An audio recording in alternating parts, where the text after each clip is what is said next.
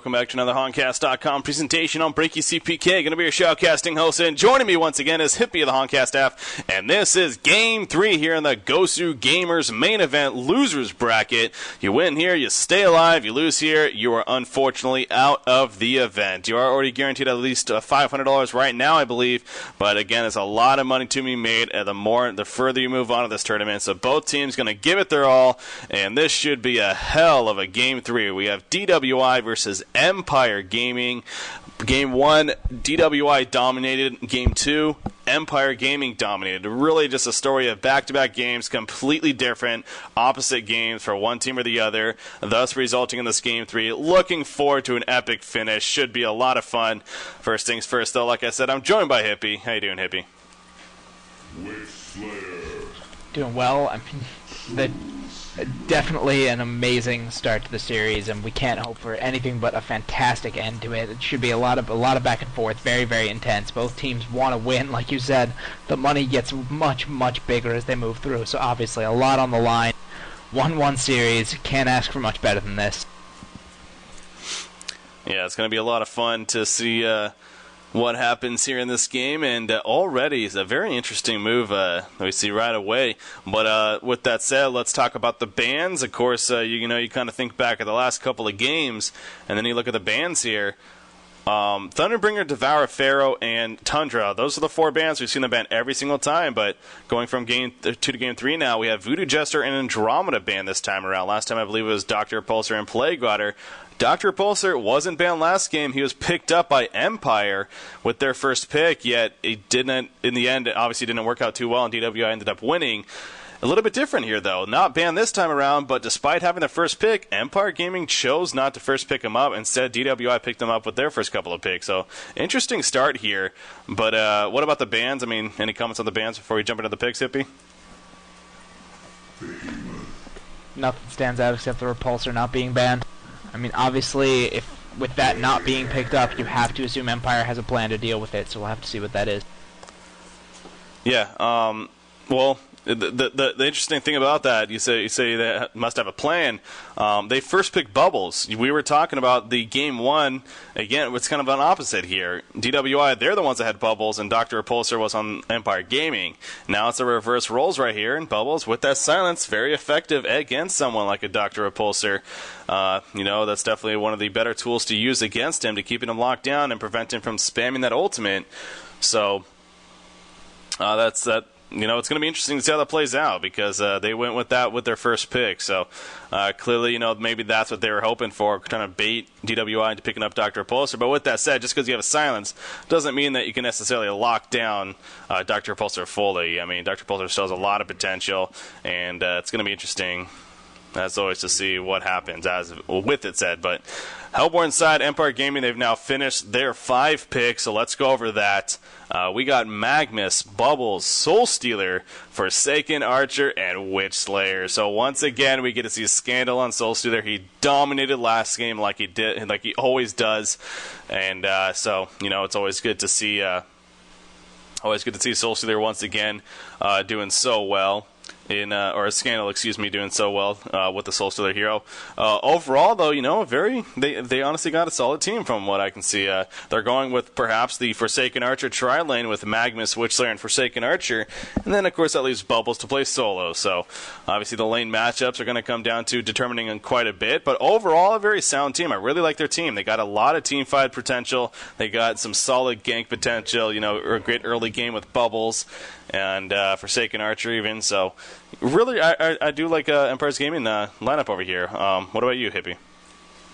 I mean, absolutely, and I think the big thing to look at here is the huge amount of team play potential they have between the Forsaken Archer, the Soul Stealer, Bubbles, Magnus, and just the Witch Slayer disable and burst damage. That's if they get, again, like I said in Game 1, it's going to come down to, I said this for DWI then, but if they get the initiation, they shouldn't lose any team fight like that. If they get the Bubbles ultimate off, everyone has to stand right still and eat the Magnus ultimate, or they have to run. Uh-oh.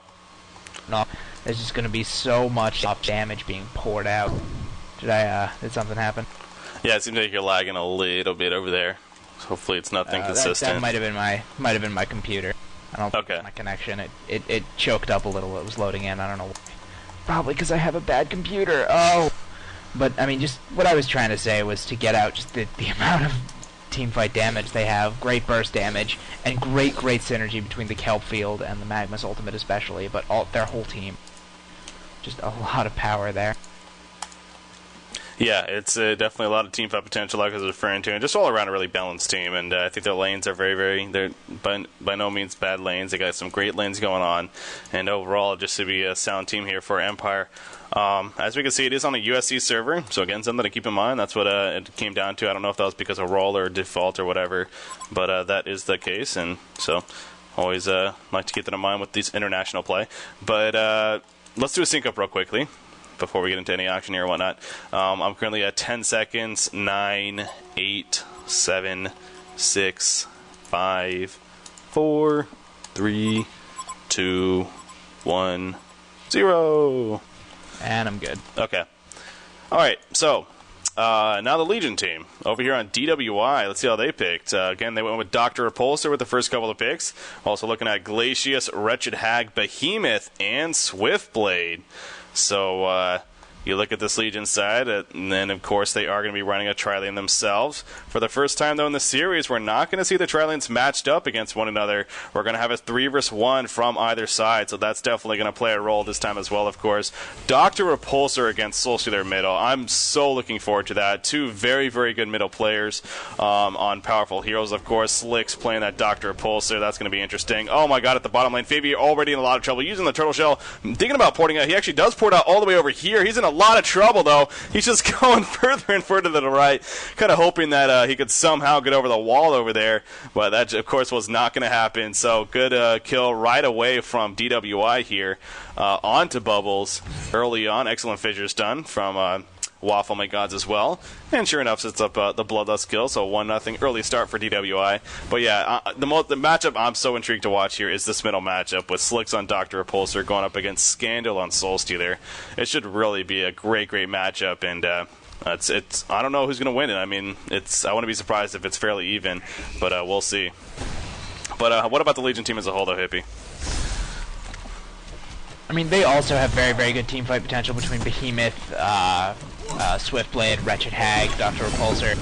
I don't think it's quite as much synergy as the Hellborn team has, but at the same time, if Behemoth can get a good ultimate off, they can get the jump in, maybe Wretched Hag gets her ultimate off without getting launched down. Especially when you see Behemoth come into the middle lane. Nice Fissure to cut off Soulstealer, and I can't see Soulstealer getting out of this, but he's not quite going to be able to pick up the kill on Behemoth.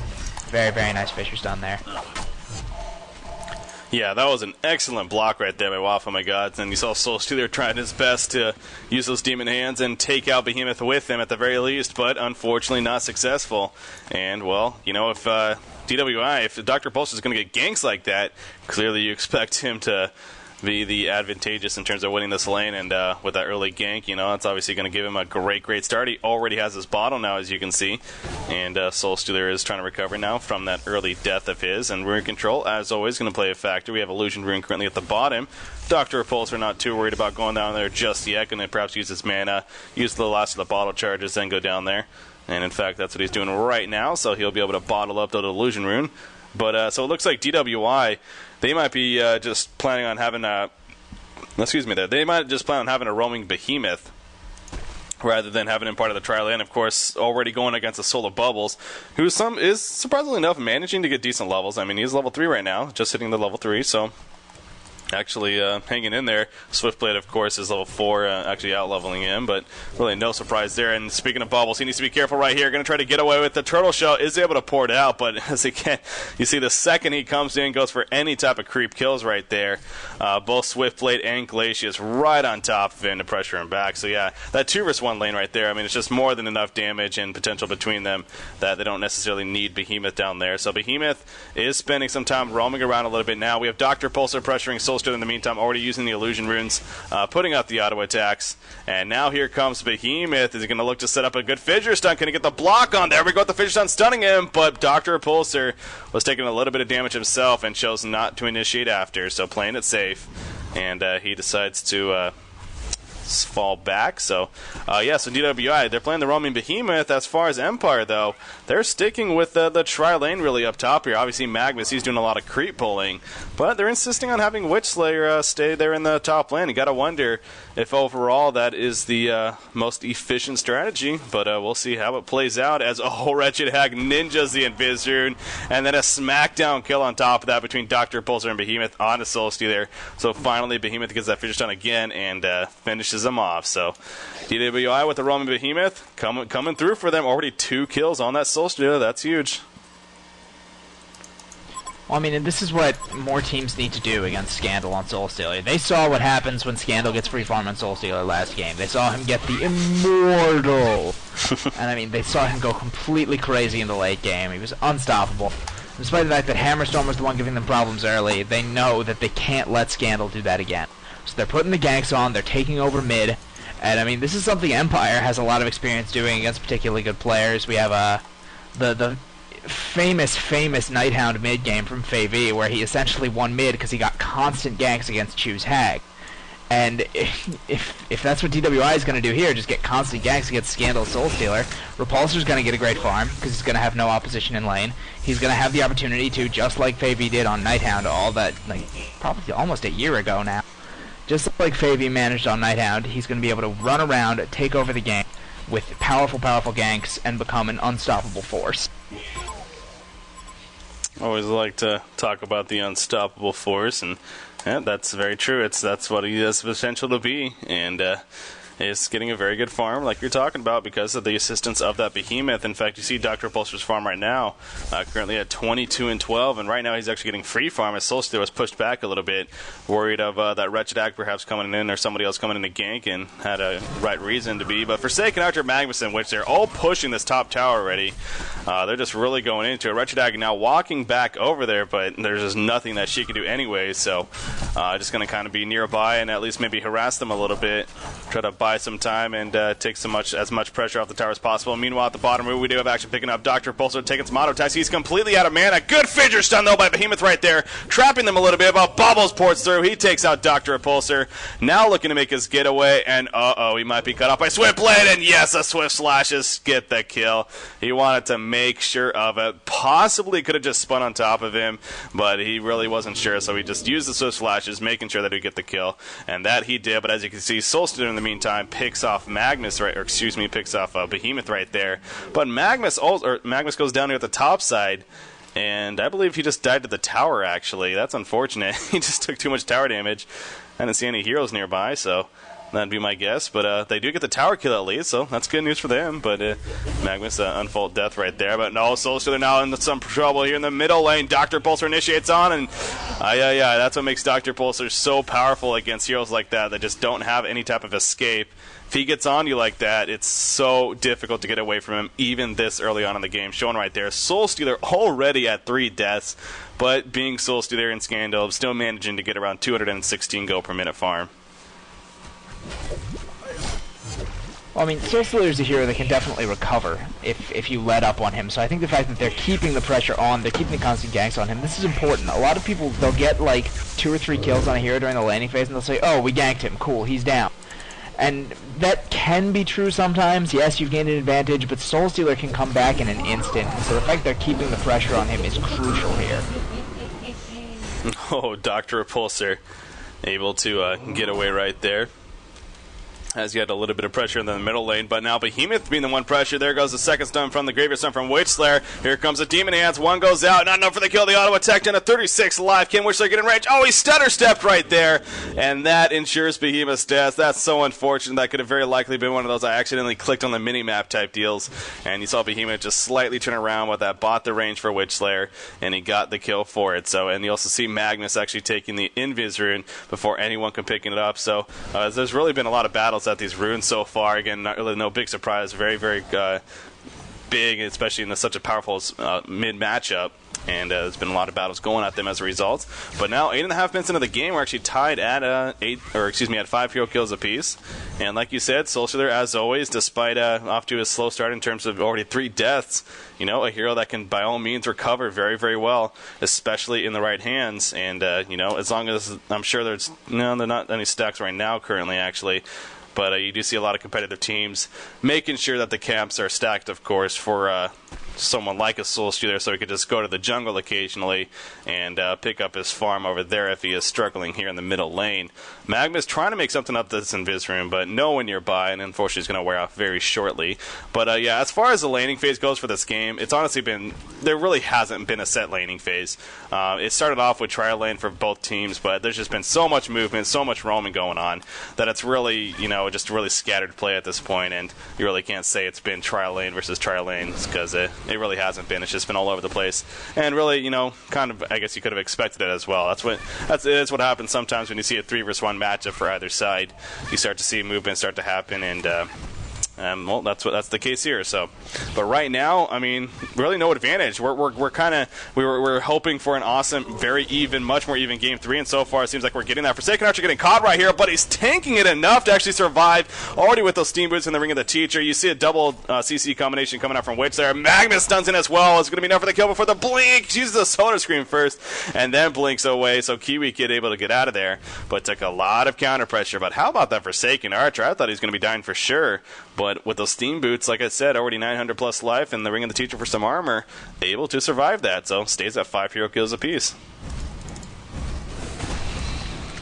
Well, I mean, part of the reason that happened is just because Wretched Hag has been getting beaten so hard by this trial, and she just doesn't have the levels for her damage. But we do see Witch Slayer going down there. A nice stun from Behemoth, followed up by the Sonar Scream from Kiwi Kid on that Wretched Hag. But if you look at Wretched Hag, soul laning, still level 5.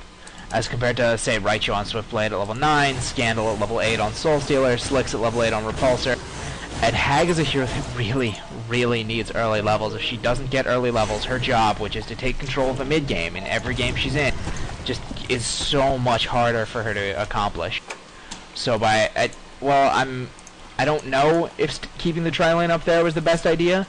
I guess we'll have to see if it pays off for them as the game goes on, but right now it's paying off in the fact that Kiwi Kid just does not have the levels he needs to be doing his job right now.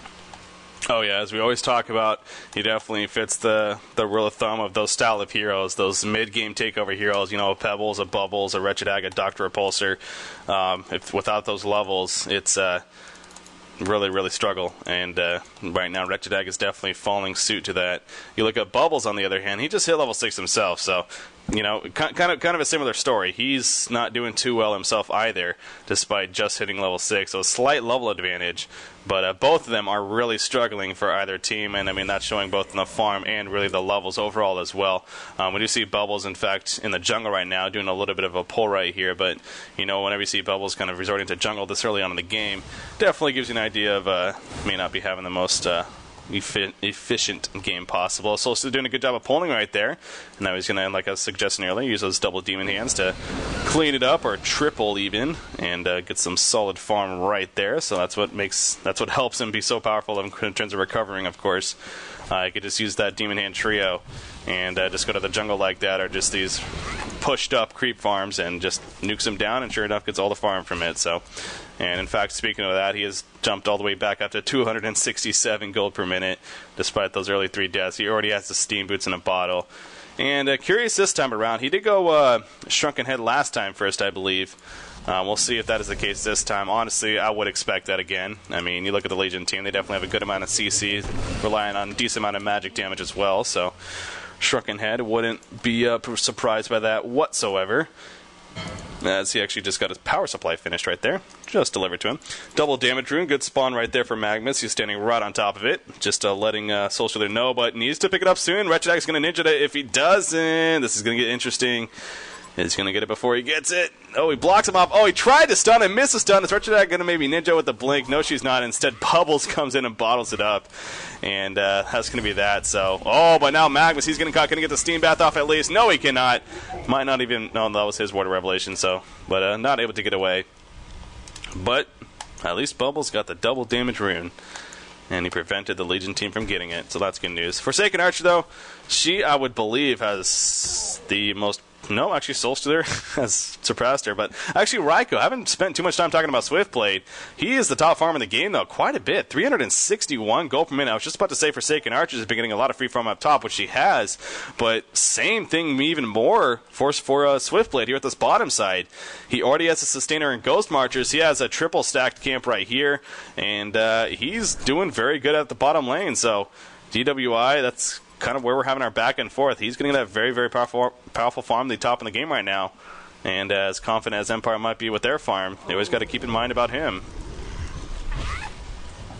Well, I think that the reason that they're not really focusing on ganking him is that the roaming behemoth and the ganks, the pressure DWI is putting on the other two lanes is just forcing them to just forget about him. They can't go down there, because if they go down there, Scandal dies. If they go down there, Forsaken Archer gets pressure put on her. There's so much pressure being put on these other two lanes, and Empire's being forced to play so defensively that Swiftblade just gets that free farm. They can't do anything about it. Yeah, and going back to what we were talking about earlier with both Bubbles and Wretched Hag, but obviously in this case being Bubbles, not really getting those levels, and even, if he had the levels, he could definitely go down here and cause a lot of harassment and even look to gank Swiftblade with his abilities, but he just was not able to get that, going 3 vs 1 or even 2 vs 1 for the majority, and struggling a lot there. Puts the ultimate on top of Behemoth, by the way. So they're missing the first Demon Hand, I believe.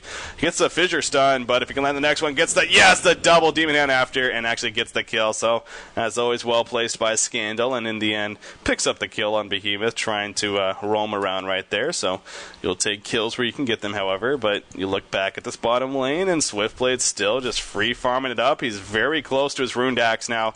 He was just delivered his Bastard Sword, so of course just needs the Broadsword of 1,200 gold, and then he will have that Runed Axe. We're only 14 and a half minutes of the game, so he's going to very likely have a 16-minute Runed Axe at this point, 16 or 17 minutes, and that's very, very, very quick. The question is, though, is Empire necessarily need to be overly worried about that? Because you look at their heroes as well. They got both Forsaken Archer and Soulstealer. By the way, Forsaken Archer in the hands of Noob-like, not a player. We more so see Noob-like playing support heroes, but in this game, obviously playing that Soulstealer is a little bit of a change up there. But yeah, it's like you were stating. I mean, they really haven't been ganking Swiftblade because it is very difficult for the situation, but ultimately you gotta wonder if they're really all that worried about it in the end. And Magma's stunned in right there, but he's gonna get countered completely, taking a lot of damage. Waffle, my God, will finish him off with the auto attack. Bubbles coming in there. Might want to think about getting him back, though. Dr. Repulsor off to the side, actually, and of course he can pour it. He puts a ton of poop and puts the auto attack in there. Good Fidget Stone once again. Here comes Wretched Egg as well. The Bat Blast coming out, hitting 2 players right there. Bubbles gets the ultimate off, but he gets disintegrated after the fact. Dr. Repulsor ports on a Witch Slayer now. Does he have another ultimate? Yes, he does. One more auto attack. There we go, and the power of Dr. Repulsor definitely starting to show now with a couple of kills right there. And Soulstealer, luckily for him, he did not actually die there, but is forced to fall all the way back and get some regen. So DWI gaining more and more of an early advantage here, especially now with Dr. Repulsor also doing a little bit better here. Yeah, absolutely. They're getting an early advantage in 2 lanes, and then the 3rd lane is just farming, like we've been talking about. The pressure they're putting on, the advantage they're gaining, is not only gaining them power for the heroes that they're getting the kills with, but also giving Swiftblade so much breathing room to do this fast farm. He's sitting on that 1,200 gold. He can get his Runed Axe right now, 16 and a half minutes. That is a blazing fast Runed Axe. And he's already got the creeps triple stacked in a couple camps, double stacked in a couple other camps. He's going to just clear out that jungle, get ever more gold. And, well, I'm not of the opinion that Swiftblade is the strongest hard carry in the game. He's certainly a very, very powerful one, especially if given this kind of early farm. Well, yeah, I mean, that's the thing. It's, of course, any hero with a carry status to his name, albeit, maybe more powerful than others. There are obviously some of those, and Swiftblade definitely isn't the most powerful of the powerful, but definitely can be up there. I mean, if you allow them to get a farm like this, though, they're going to be effective, and that's clearly, obviously, going to be the case here once again. As Magnus, he stuns out at the last second. That might have actually been enough to, yes, it is. He's going to stay alive. Good use of that Lava Surge right there from Magnus, just barely getting out of there. Bubbles ports in. He has his ultimate, using it on Behemoth right there. Behemoth, he has his ultimate, though. Oh, I'm surprised he didn't turn around and use it himself right there. Uses the Fidget Stun to kind of block off, but he's still going to be dropping right here as Soulstealer came in. In the meantime, Wretched Hag picked off Witchslayer, it looks like. But now Wretched Hag, he's the one on the run, has a port in 3 seconds. Can he now make his escape work here? He's going to port over here, and I believe he should be able to, unless they somehow miraculously catch up to him. But Wretched Hag doesn't have a Homecoming Stone, though, so this actually could get interesting. He is kind of trapped in here. He's going to place a Ward of Sight while he has the time to do so. Might as well way up here, but now he's running into both Bubbles and Forsaken, as Forsaken actually trying to find him. You notice Wretched Hag, though, just sitting in the jungle right here, kind of right next to them. And this is interesting, because he's now calling for some help over. Maybe look to even set up a gank out of this. We do have another vote to pause here from Slicks, by the way. So hopefully nothing too long. But, okay. Let's fast forward then, as he says 5 minutes, please. Yeah, let's fast forward through this.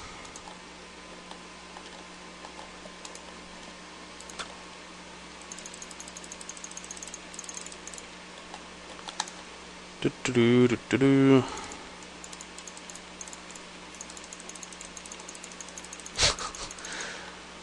Nice. I love Unique Phase, the way he talks. The dash, dash, dash.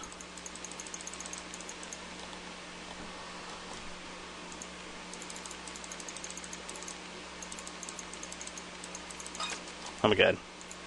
Looks like the server unpauses at 26:57. Yeah. Repause it. Yeah, so just get past that.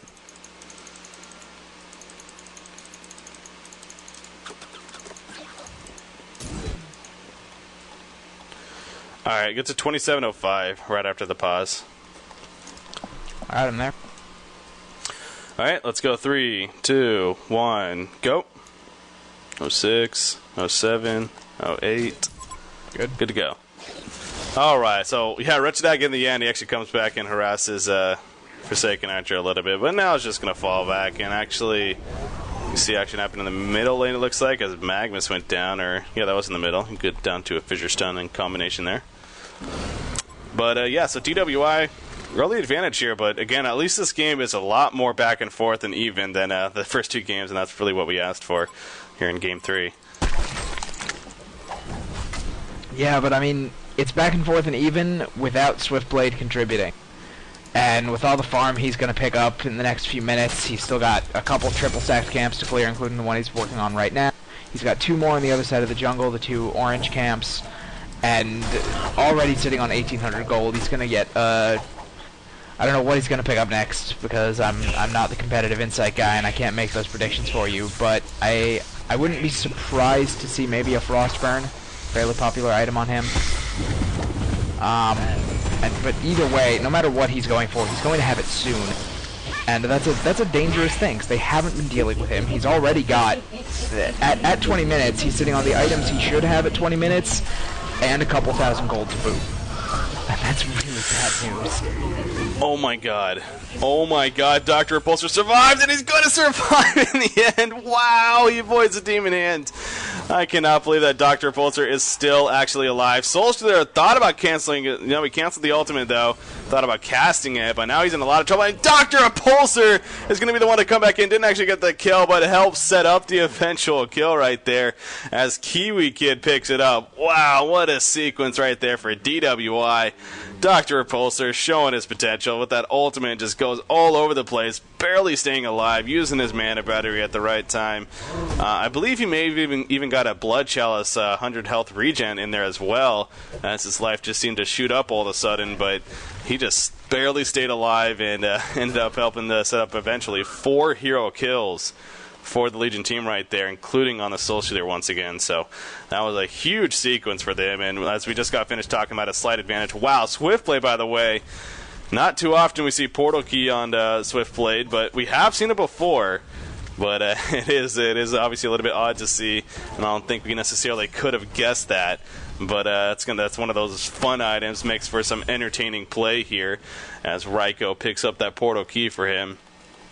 So we'll see him watch him use it effectively. Of course, Forsaken Archer in the meantime getting locked down here at the top lane, and a Waffle, oh my god, gets credit for the kill. We see the Swiftblade being used by, or the Portal Key being used by Swiftblade, by the way, to go on to Witchslayer right there, and actually sets up the kill on him. So already coming into play for him, and they're going to also push down the tower. So DWI the last minute and a half, they just all of a sudden just shot through the roof in terms of their potential this game, and they're just looking a lot better. As far as the empr Gaming is concerned, as Dr. Repulsor trying to gank Bubbles right here, he has a double damage. Yes, he has a double damage rune activated. Or is that a double damage rune? No, excuse me. I thought it was. Well, there was one on him. It looked like it was. But in the end, Bubbles, however, ports to the jungle, and Homecoming Stone out just in time before any damage comes out. So he's going to be fine. But, yeah, deal with it is they, like I said, they just jumped up, and they're looking really good all of a sudden. However, both Forsaken Archer and Soulstealer are getting they're getting a solid farm as Swiftblade just tore through Soulstealer right there. I have to rewind that. I'm sorry. I missed that action, so I'm going to watch it right here. Then we'll sync up again. But, oh, God, yeah, he just caught him in the jungle and just so happened not to bounce to the creeps right here. Instead, all bounces were right on top of Soulstealer and got the kill. So Soulstealer, or Swiftblade, excuse me, just starting to take over. Get to 31 even real quickly. 31 minutes even, and then we'll resume.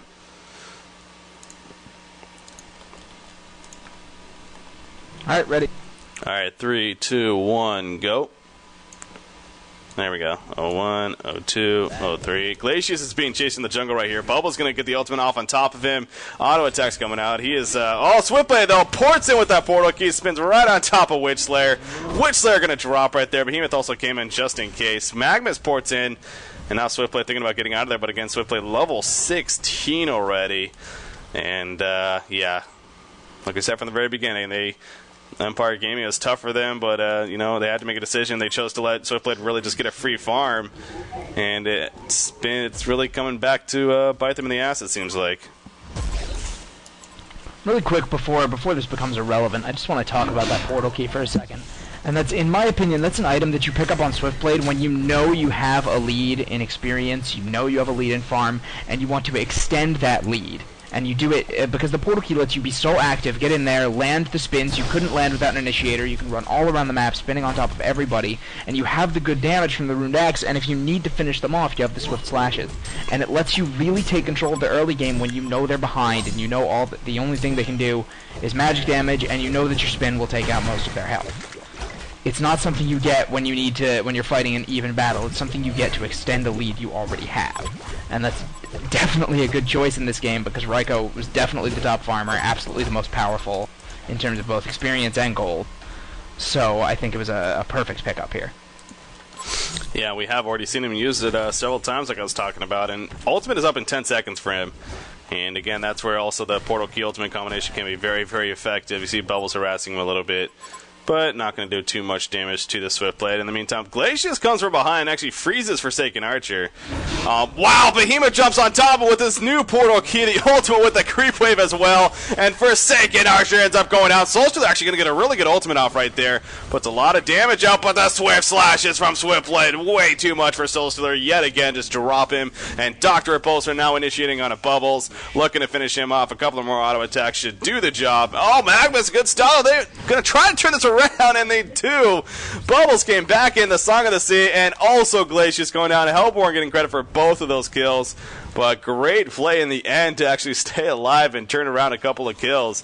Wretched Agu, I thought she was maybe going to blink on top of Magmus, but chose to blink on the creep wave and continue farming there. I mean, so a decent comeback fight there from Empire, but in the end, Swiftblade, again, just showed his true power. He just tears up Soulstealer. And oh, by the way, he has 4,600 plus gold saved up, so he is well on his way to whatever item choice he decides on. Obviously, it's going to be DPS focused at this point. We'll see what it is. Another keynote to mention on top of that as well, though, is Soulstealer decided to actually go Portal Key first rather than Shrunken Head first. And we were kind of talking about that, whether or not what we'd see first. Again, last time he did go Shrunken Head first. This game, though, feeling the Portal Key was necessary, playing perhaps more of an active role and more of an initiating role, figuring Magnus would not have that Portal Key anytime soon. They do have Bubbles, who has decent initiation, but yeah, so went for that decision, and he's definitely been able to get locked down a little bit, as we have seen throughout this game. So it's where the Shrunken Head, of course, would come into play, but now he's working on it, but hasn't had it for now, so that's just something else to point out. But This is just getting kind of like the first couple of games, unfortunately. Although it took a little bit longer, it does seem like DWI, they're just gaining more and more of a lead. It's hard to believe that a comeback is gonna happen, but it is still a game happening. But God, this Swift Blade, I'm really curious to see what he buys. He now has 5,600 gold saved up. I would like to see a Frostburn personally. I think it's the perfect follow-up to that portal key. It gives you the slow coming out of the whole blink spin combination, gives you some good hit points, good survivability, as well as gives you the damage and the move speed to keep chasing people down. Talking about Soul Stealer, I don't like the decision to go portal key. I understand that he might be thinking they don't have enough initiation, but at the same time, you've got an instant cast mini stun that can come out from Glacius. You have pretty much an instant cast stun that can come out from Dr. Repulsor if you try to initiate on him. You've got Behemoth, whose stun comes out fairly quickly. Swiftblade, who can go magic immune. I just don't think with the... I mean, it's been a long time since that change on Soul Stealer. The portal key first build is rare for a reason, and very few players execute it for a reason. It requires a specific enemy lineup that has delayed stun that can't quite get off in time. And even then, I feel that the portal key first is very, very risky in a lot of situations. Especially when you're already behind, because, yeah, I mean, against a team like this that has blinkers on it, that has Dr. Repulsor, the survivability you'd usually get from a portal key just isn't there. And I think, honestly, it's a sink of 2,100 gold that could have gone towards a Shrunken Head. Yeah. Yeah, I too would have preferred to see the Shrunken Head first, but it's just so difficult, especially as Forsaken Archer just got completely ganked right there, just doing some farm in the jungle. But we are getting to that point as well where map control is clearly in favor of DWI, and it's really restraining Empire Gaming from farming places that they want to farm, of course. Bubbles is going to be able to pour it out right here. Yes, Dr. Repulsor wanted to find him, but it wasn't able to, tearing through some trees to do so. But yeah, again, I'm going back to my point. I just hate trying to say that Scandal playing Soul Stealer made perhaps not the best first item pickup, and I just can't because it is him. So, but yeah, in theory though, you think about it, maybe Shrunken Head would have been a better first item. But with that said, on top of it as well, let's not forget 2 of his deaths here in this really late early game to mid game stage have come from just pure swift slashes from Swiftblade. So you think about it that way, the Shrunken Head obviously doesn't really do anything against that. Holy crap, Swiftblade just tore through Witch Slayer and actually helped his Glacius teammates survive. They're going to try to lock down Bubbles right here. He uses the ultimate, silences as well. You see the crits coming out, they're just so much damage. There's a freeze. Oh, he's just out of range, so Swiftblade gets stunned. And actually Soul Stealer jumps in. Swiftblade has the swift slashes, and yes, he's going to use it all on top. Magmus, he needed to come out right there to maybe take some of those hits. Wasn't able to do so. He's now trying to get away himself. Frostwolf Skull, by the way, finished on Swiftblade. He just went from nothing to a Frostwolf Skull all of a sudden. He's now tearing through Forsaken Archer. Gonna pick up the kill on him as well. Bloodbath hat-trick kill coming out. And that might be the sign of it's about time to concede now, Empire Gaming, and your run in the GosuGamers event could very likely be finished here as Bubbles, wow, able to port out barely, was kind of trapped there, but able to use the homecoming stun. But yeah, it's DWI. So again, they were inactive for a little bit, but then came back for this GosuGamers event, competed in it, got dropped to the losers bracket.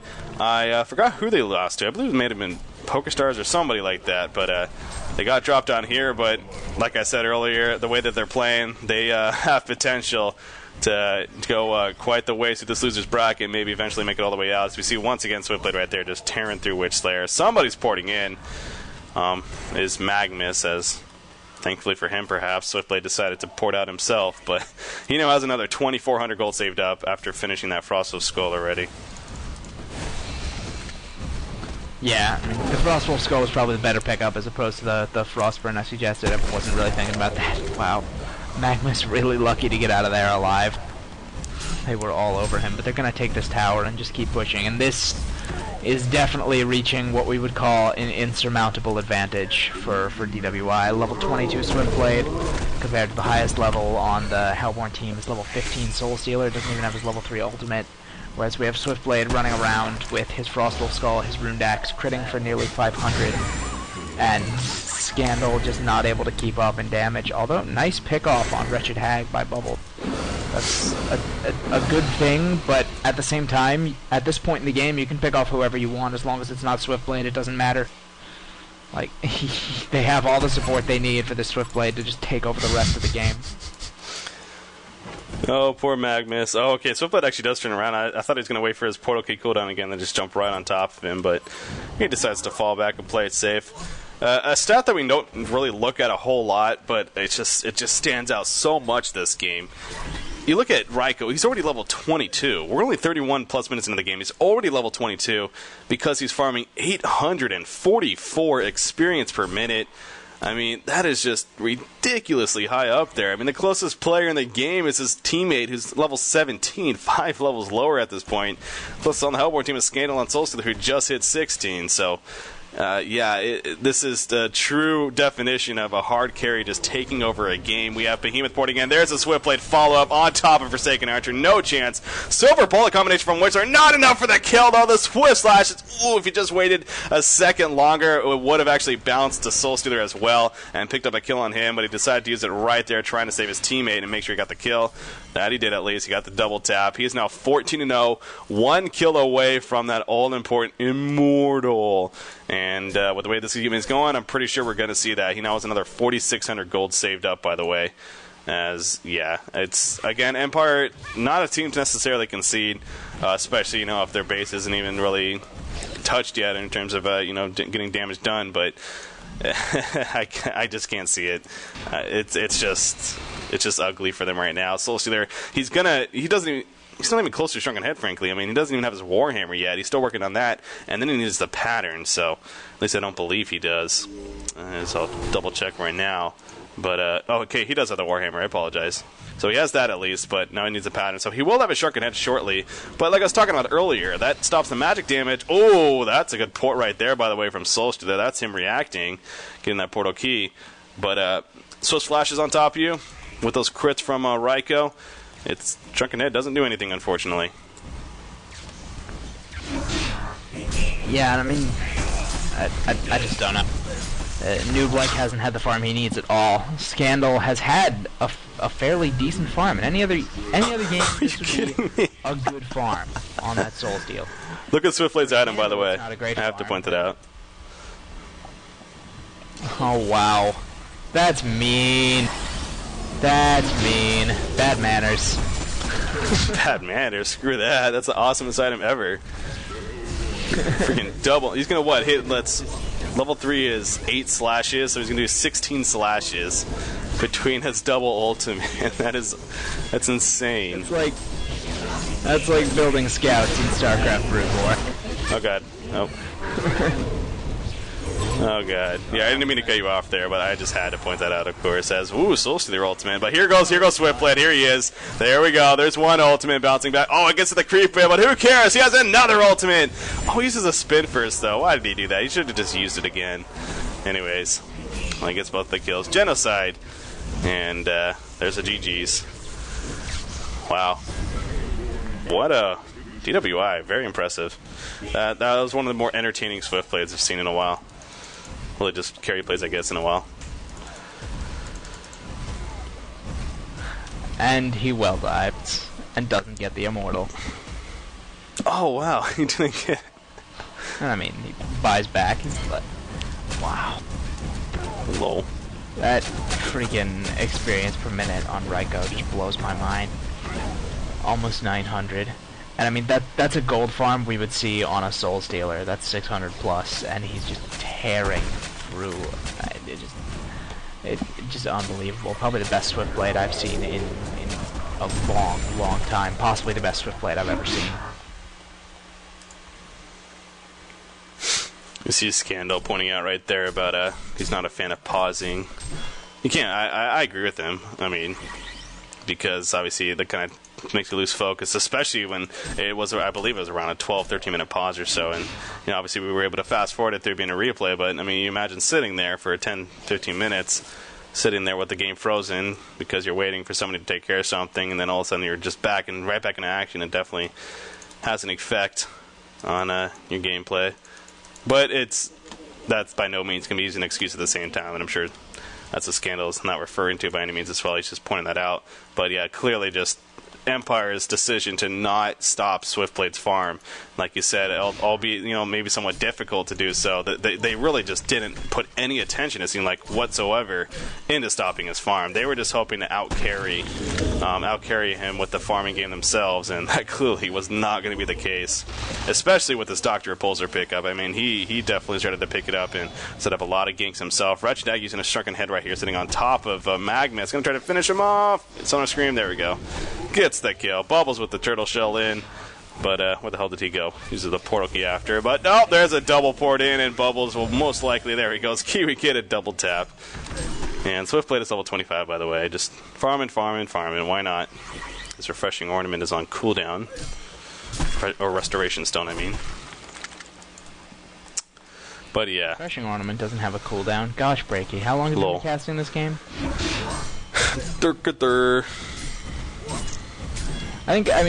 We've talked a lot about Swiftblade, obviously, because I kept focusing on him, and because he's the focus of the game, for sure, but I think a lot of credit has to be given to Kiwi Kid playing Wretched Hag.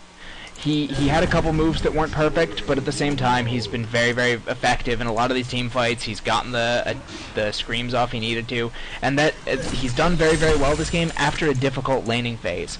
And if you have a bad laning phase on Hag, it's actually very, very difficult to come back from that. So he deserves a lot of credit for what he's managed to do. Toronto actually got credit for that kill right there. That's funny. Glacius wants some action. But, yeah, so... Glacius has his portal key. Does he? Yeah, he does. Of course he does. Why not? Everyone has their fun items. Bubbles, I don't know what he's thinking. He's like, I'm going to take out Swiftblade. Yeah, no, you're not. He has an ultimate in 5 seconds if he wants it. Uses Restoration Stone. So, yeah. Obviously, this game, it's been over. I mean, the GGs have already given out, but waiting for the official mark. But Empire Gaming, they're going to be knocked out of the event, unfortunately for them. So that'll do it for their stay. Whoop. Apologies for that. It's up there. It's actually going to check. That's where that puts them. Really, really nice ultimate from Soulstealer, despite the fact this game is pretty much over. I mean, and Swiftblade does go down in the end. That was actually a really nice fight from Empire's side. Obviously, DWI playing a little bit over-aggressive on their end of things, but at the same time, the fact that they could actually manage to pick up kills against Hag, Behemoth, Swiftblade is just showcase that they're definitely still good players, and that I don't know where I'm going with this, because the game is over for sure. But it's nice that they're still playing it. It's nice that they got those kills off. It's good to see. Yeah, I was looking up the brackets and everything. So this was a round 3 losers bracket match. DW actually defeated Ice in the previous round to get here. I mean, talk about another good matchup. I didn't even realize that. But they defeated Ice to get here in this spot, and now another solid victory. So with this victory, they will actually move on to the next round, where they will play. It looks like DRD is going to be playing the winner of this. So talk about fun little series right there. We got Ice, DRD, and DWI all following suit with one another. As this Conquer attempt, by the way, is going to go in favor of the Legion team in the end. It looks like Swiftblade takes it over. Bubbles ports in. Not sure what he's thinking though. Good luck getting out of there now. As Swiftblade going to jump right on top of him. Oh, but doesn't do anything to take cover. Helps Bubble survive as he put it down here.